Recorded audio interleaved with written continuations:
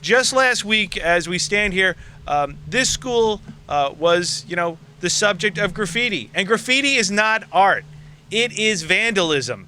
There is no way around it.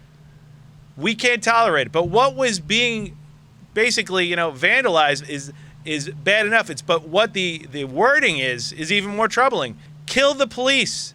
This is targeted hate at our law enforcement agencies who are here to protect us and do a good job. We're not going to tolerate it anymore, and I'm happy to team up with the board members to put a stop to this. As I said, we have a multi-pronged approach to dealing with this. First and foremost, we're going to be increasing the penalties for vandalism. Right now, there is a $5,000 fine if you do graffiti. Well, guess what? That's going to be doubling in the town of Hempstead. All right, it's going to be a $10,000 fine for graffiti.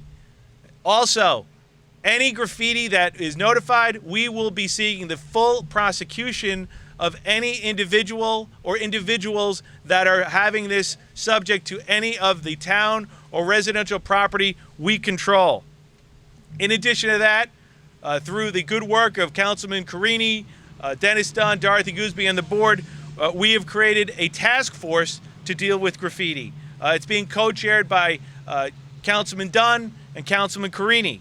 They will be appointing members with the advice of the other board members throughout the town where people can report and let us know about the graffiti so we can take the steps necessary to remove it. In addition, we are going to be asking our state legislators to make targeted hate speech like this a hate crime.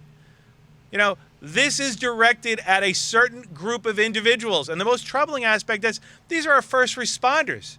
These are the people that are in our communities looking out for us. Well, we are going to be asking our state legislators to make targeted hate, graffiti, and hate speech a hate crime. So those individuals can be fully prosecuted under the law. Make no bones about it, ladies and gentlemen. Saying kill the police is targeted. It is hate crime, and it should be. And if we need legislation, we're going to be leaning on our state legislators to do the right thing and have the backs of not only, the residents, but the law enforcement who are looking out and doing the job of the residents. Certainly, I'm very proud of my town board members who are taking on this task. They have the qualifications to do it, and this young man happens to be a police officer, and certainly I am very, very pro. I want to make sure that our police officers are kept safe. I know some have pretty bad things, but we don't have that many. So just make sure that you realize that they have families too.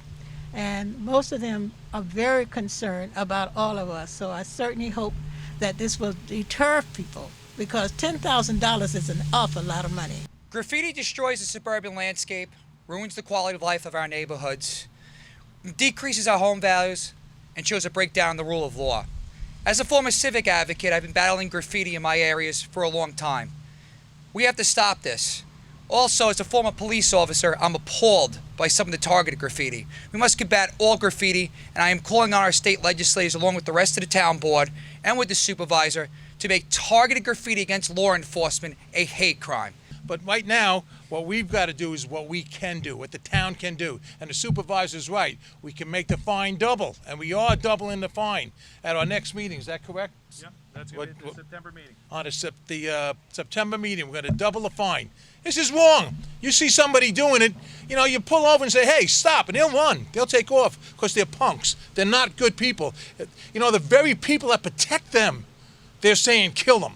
Kill the police? They keep our streets safe. That is so bad. If people see graffiti, we want to let them know a couple of pursuits they can have. Of course, dial 911, but at the advice of Councilman Dunn, we've created a dedicated email address here that you can report it to. That is stopgraffiti@tohmail.org. And we ask residents if they see it, send the pic, send the location, and we will have that addressed and go to those owners of that property. We're happy to be teaming up not only with the board members, but hoping to get some partners in the state and put an end to this because this is the fabric of our community, ladies and gentlemen. We live in a beautiful area here in Nassau County. We pay a fortune in property taxes, and it's a responsibility of not only the residents, but the government to enact to keep it a beautiful, clean community that we all enjoy so much.